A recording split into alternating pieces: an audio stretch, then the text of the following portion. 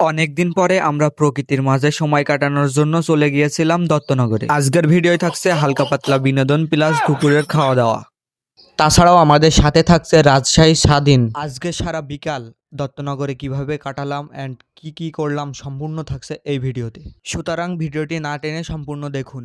So hello everyone, আসসালামু আলাইকুম। কি অবস্থা সবার, কেমন আছেন? আশা করি ভালো আছেন অ্যান্ড আমিও অনেক বেশি ভালো। অমিবাবু আগে থেকে বলে দিয়েছিল যে দত্তনগরে খাওয়া দাওয়া হবে প্লাস আড্ডা দেওয়া হবে, এজন্য আমি গুছিয়ে রেডি ছিলাম। কিছুক্ষণ যাবত বাড়ির গেটে ওয়েট করার পরেই চলে আসলো অমিবাবু আর উঠে পড়লাম গাড়িতে। এখন সোজা চলে যাব দত্তনগরের দিকে। বেশ কিছুদিন ধরে অসুস্থ থাকার কারণে কোনো প্রকার ভিডিও আপলোড দিতে পারি নাই ফেসবুকে, যার কারণে আমার ফেসবুকের রিচ একদম কমে গেছে। আর কিছুদিন রেস্ট নেওয়ার পরে মোটামুটি সুস্থ হয়ে যাব ইনশাল্লাহ। বেশ কিছুক্ষণ যাবত অমিবাবু ড্রাইভিং করার পর ফাইনালি চলে আসলাম আমরা দত্তনগরে। আর দত্তনগরে আসার পর আমরা এখন চলে যাব ডিপ্রেশন পয়েন্টের দিকে। আজ আমরা দত্তনগরে ডিপ্রেশন পয়েন্ট বেছে নিয়েছি কারণ হচ্ছে সেখানে দুই পাশে মাঠ, মাঝখানে রাস্তা, মনোমুগ্ধকর পরিবেশ, সৌন্দর্যর ভিতরে খাওয়া দাওয়া, ভাবলেই যেন মনটা খুশি খুশি লাগে। শুধু আমরা দুইজন না, আমাদের সাথে ছিল স্বাধীনও, যে রাজশাহী থেকে এসেছিল অমিবাবুদের বাসায় বেড়াতে। অনেকক্ষণ যাবত আপনাদের সাথে গল্প করতে করতে ফাইনালি আমরা চলে আসলাম সেই ডিপ্রেশন পয়েন্টে। এই খোলামেলা জায়গা আর শান্ত পরিবেশে এসেই আমরা সবাই গাড়ি থেকে নেমে গেলাম। তাছাড়াও আমরা বাসা থেকে বিছানা আর বালিশ নিয়ে এসেছিলাম, আর ওইদিকে মহেশপুরের দস্তারখানা থেকে অমিবাবু 3 প্যাকেট বিরিয়ানি নিয়ে এসেছিল। তারপর অমিবাবু গাড়ি থেকে বিরিয়ানিগুলো বের করলো আর সবাই আমরা বসে পড়লাম খেতে।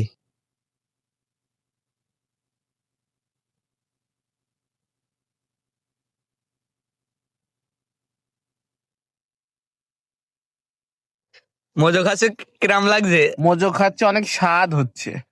আহ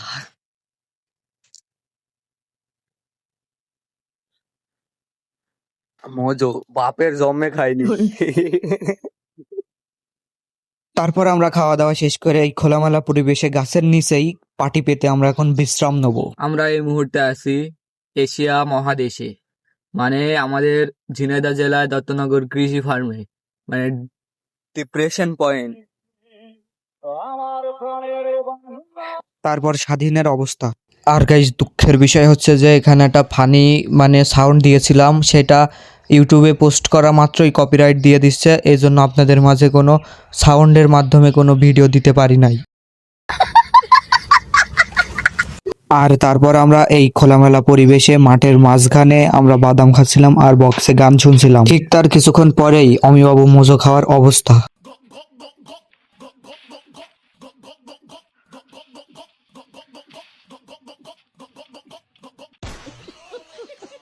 অনেকক্ষণ যাবত আড্ডা দেওয়ার পরে হয়ে গিয়েছিল সন্ধ্যা, আর এখন আমরা চলে যাব বাসার উদ্দেশ্যে। আর আজকের ভিডিওটা এই পর্যন্তই। So that's it guys, thank you so much for watching this video. Bye by.